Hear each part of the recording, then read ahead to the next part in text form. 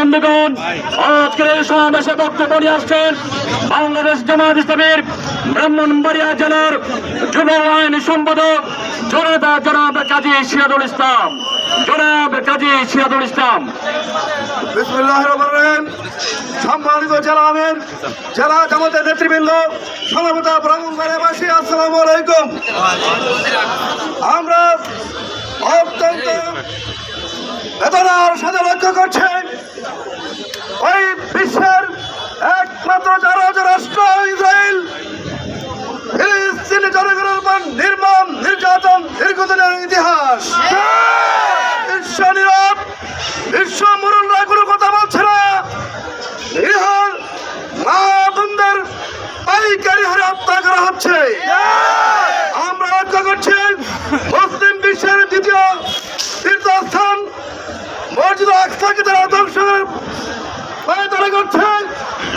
আমরা বিশ্ব মুসলিম নেতৃবৃন্দকে অনুরোধ করবো, জাতিসংঘ যদি ওই ইহুদিবাদ থেকে ফিলিস্তিনি মুসলমানদের রক্ষা করতে ব্যর্থ হয়, তাহলে মুসলিম জাতিসংঘের গড়ে তোলেন আমার ফিলিস্তিনি ভাই বোনদের রক্ষার প্রয়োজনীয় পদক্ষেপ গ্রহণ করুন। ইহুদিবাদীকে কোনোভাবে ছাড় নাই। বিশ্বের মুসলমানেরা প্রস্তুত প্রয়োজনে কাজ করে ফিলিস্তিনকে রক্ষা করবে।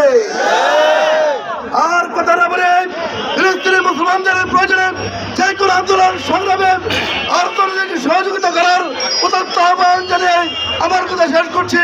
আসসালামু আলাইকুম।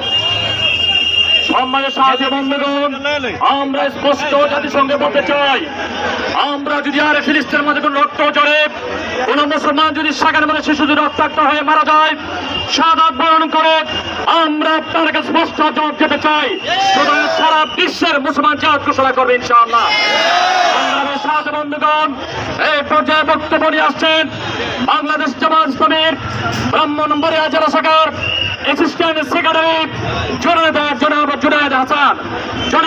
জুনায়েদ হাসান। বিসমিল্লাহির রহমানির